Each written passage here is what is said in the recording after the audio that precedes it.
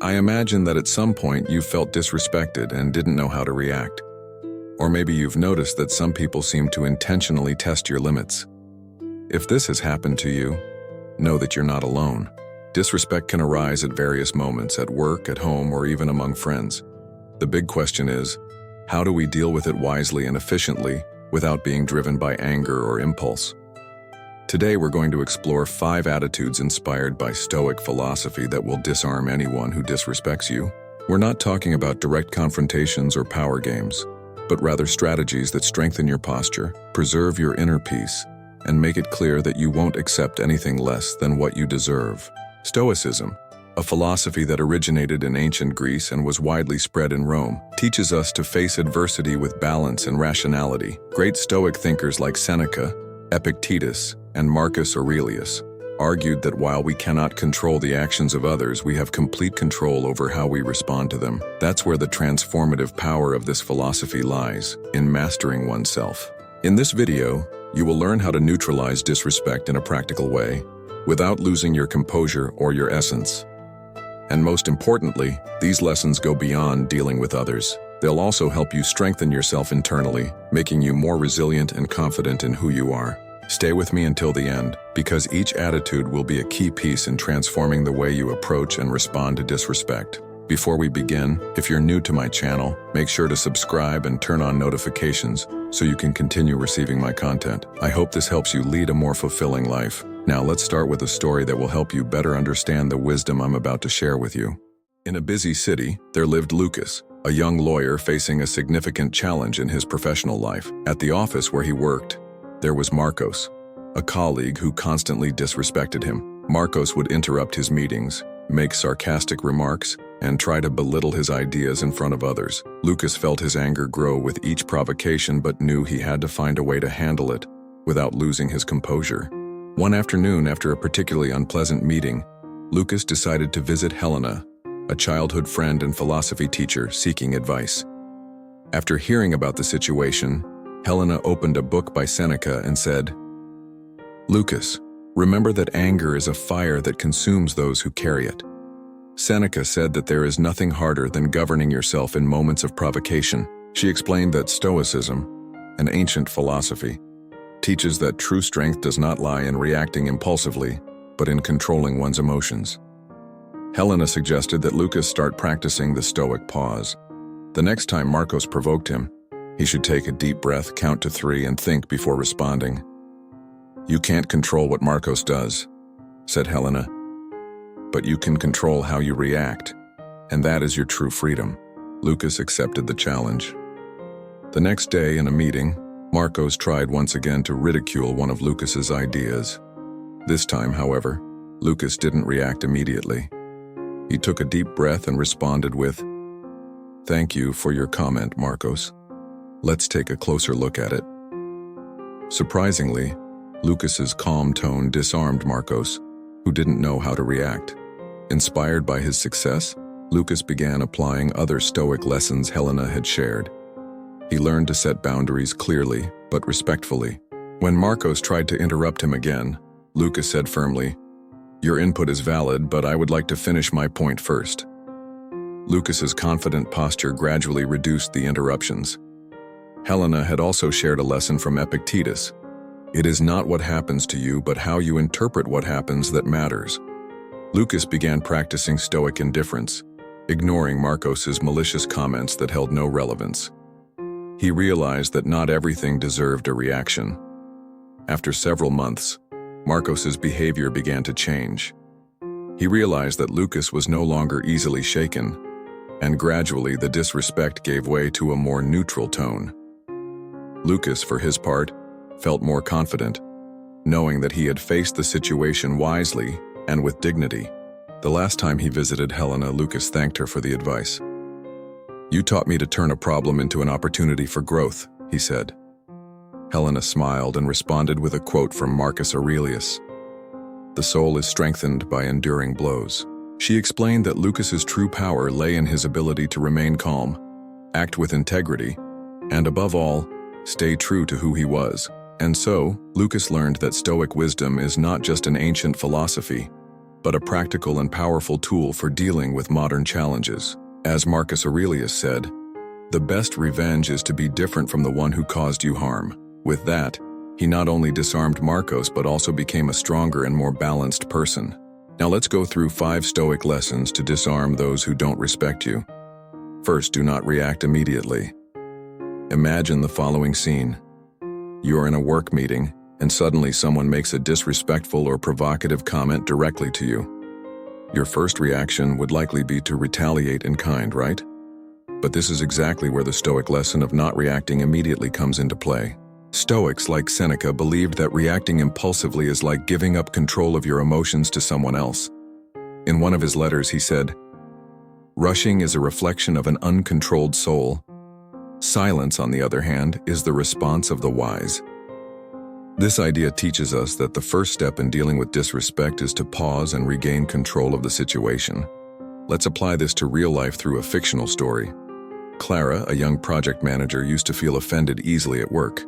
Whenever someone made a critique or a provocative comment, she would respond immediately with anger or sarcasm. But this only fueled more conflict. One day, Clara decided to change her approach, inspired by Stoic philosophy. She began practicing the conscious pause. When she felt provoked, she would take a deep breath, count to 3, and ask herself, "Does this person deserve my emotional energy? How can I respond more intelligently and calmly?" This created space between the stimulus and her response, allowing Clara to act with calm and strategy. In an important meeting, a colleague tried to interrupt her with a sarcastic remark. Instead of firing back, Clara paused, looked at him serenely, and continued her presentation as if nothing had happened. At the end, she calmly said, "I appreciate your comment. I can address it later once I finish my point." The impact was immediate. The colleague was embarrassed, and Clara maintained her authority and composure. This pause may seem simple, but it is powerful. As Marcus Aurelius wrote in his Meditations, "It is the ability to remain calm in the midst of the storm that defines a person's greatness." Not reacting immediately is not a sign of weakness. It is a demonstration of emotional control and strategic intelligence. Second, communicate with serenity. Imagine being in a tense environment, perhaps at work or at home, where emotions are running high and someone attacks you verbally. The temptation to respond in kind is almost irresistible. But what if you could transform the situation rather than escalate it? This is the strength of communicating with serenity, an essential skill taught by the Stoics. Stoic philosophers believed that true strength lies in emotional balance, especially in how we express ourselves. Epictetus reminds us, "It is impossible to learn what you think you already know." This phrase invites us to listen before reacting, creating space to understand the situation before responding. To illustrate this, think of João, a community leader who frequently faced aggressive criticism from his team members. João used to engage in heated debates, which only escalated the conflict.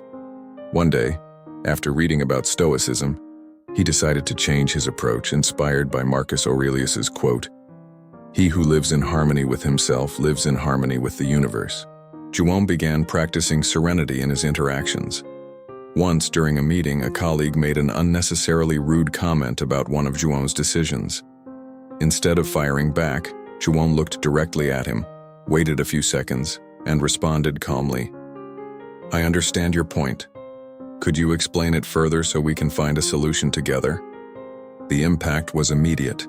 The hostile tone disappeared, and the colleague became more willing to collaborate. João's serenity disarmed the attack without raising his voice. Another important lesson comes from Seneca, who said, "Calm words have more power than shouting." This quote shows us that tone of voice and word choice have greater power than the intensity of emotion. When you communicate with serenity, you not only preserve your composure but also inspire others to reflect on their behavior. To practice this skill, start by focusing on your breath before responding in tense situations. Then, choose words that demonstrate clarity and respect, even when it's necessary to disagree. A phrase like, "I see your perspective, but I'd like to present mine," can completely change the course of a conversation. Serenity in communication is not just a technique, it is a demonstration of inner strength. By adopting this approach, you not only disarm conflicts but also become an example of leadership and balance. Third, practice Stoic indifference. Imagine facing a criticism or provocation that seems to have the sole purpose of destabilizing you. How do you react? Most people feel the urge to defend themselves or retaliate. But what if you could simply not care, maintaining your inner peace intact? This is what Stoic indifference teaches us. In Stoicism, indifference is not apathy or coldness, but the ability to distinguish what truly matters from what is irrelevant. Epictetus said, "The things that disturb us are not the things themselves, but the view we have of them." In other words, it is not the provocation that affects us, but the importance we assign to it. If we decide something has no value, it loses its power over us. Consider the story of Amanda, a teacher who often faced critical comments from parents and colleagues. At first, Amanda was extremely bothered, trying to justify every action and prove her worth. One day, while reading about Marcus Aurelius, she came across the phrase, "If someone despises you, it's their problem. The only question for you is, did you do what was right?" Inspired by this, Amanda began practicing Stoic indifference. One morning, after receiving an email full of unfounded criticism from a colleague, Amanda read the message calmly and thought, "Does this matter to my purpose, or is it just an attempt to distract me from what is essential?" She decided not to respond in kind and simply moved forward with her work, focusing on the positive impact she was making for her students. Without her reaction, the critic lost power, and Amanda maintained her serenity.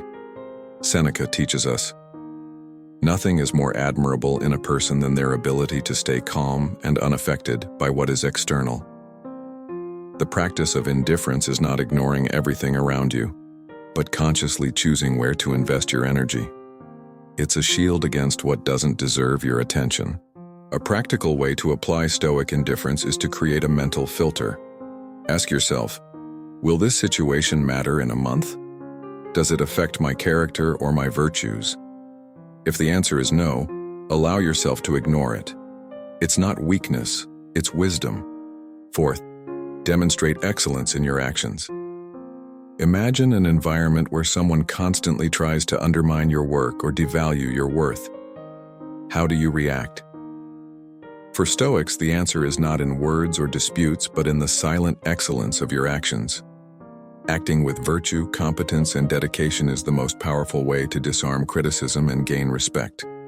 Epictetus reminds us, "Do not speak about who you are. Show it through what you do." This teaches us that excellence doesn't need to be announced. It is perceived by the impact of our actions. Stoics believed that the best way to respond to attacks or disrespect was to act according to the highest standards of virtue and integrity. Epictetus said, "Know yourself, become aware of the forces that move your soul." This means that before trying to change the world around you or respond to others' actions, you need to understand who you are, what your motivations are, and what your limits are. Congratulations for making it to the end of this video.